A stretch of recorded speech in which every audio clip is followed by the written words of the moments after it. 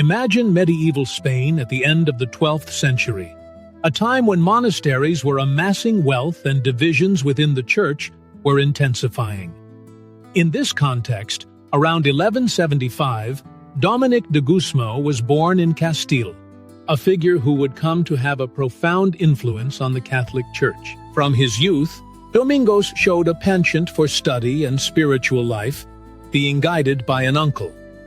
At the age of 14, he moved to Palencia, dedicating himself to religious studies, grammar, and dialectics.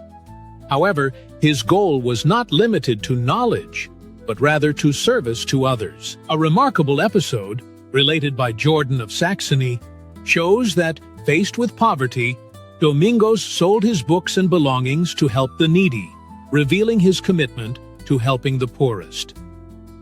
Near the end of his stay in Palencia, Domingo was invited by Diego de Acebés, prior of the chapter of Osma, to join the community of canons.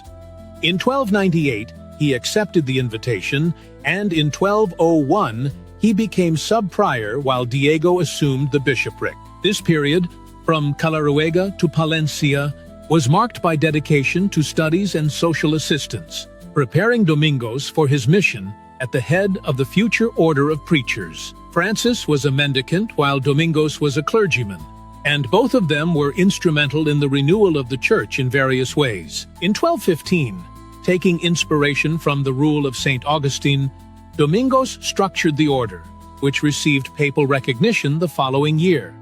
The differentiator of the Dominicans was in the focus on preaching and theological study, areas previously restricted to a few members of the clergy. Among its members, Thomas Aquinas and Albert the Great are notable, both of whom were fundamental to the development of medieval Christian thought.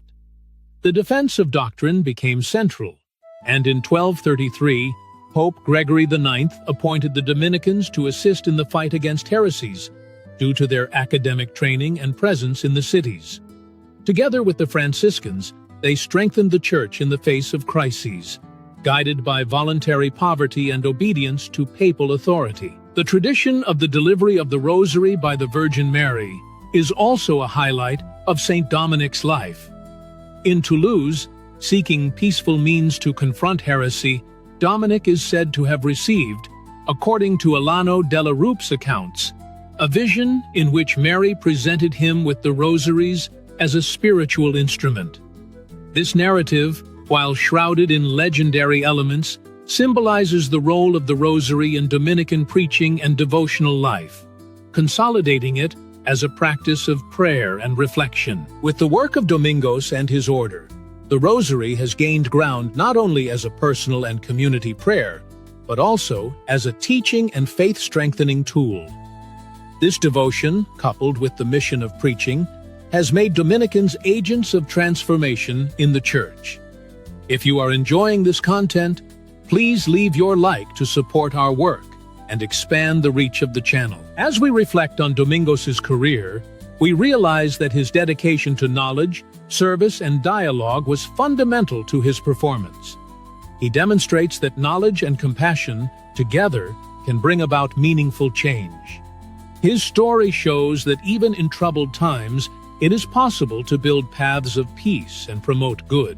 May we all be inspired by Domingos de Guzmán to unite compassion and the quest for knowledge, recognizing the transformative potential of prayer, and thus continue to value his legacy and Christian principles in our society. We pray, O glorious Saint Dominic, who, full of zeal for the salvation of souls, preached the gospel without ceasing, and established the order of the preaching brethren to work for the conversion of heretics and sinners, pray to God for us, that he grant us to love sincerely all our brethren, and to cooperate always, by our prayers and good works, in their sanctification and eternal salvation. Our Father who art in heaven, hallowed be thy name, thy kingdom come to us, thy will be done on earth as it is in heaven. Our daily bread give us this day.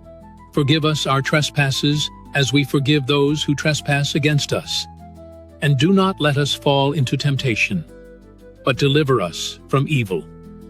O Mary, full the grace of the Lord. Blessed art thou among women. Blessing is Jesus, the Son of Mary. Bless you now and in the hour of thy death. Blessed is the fruit of thy womb, and blessed is Mary, our Mother. Subscribe to the Aurora Veritatis channel for more content like this.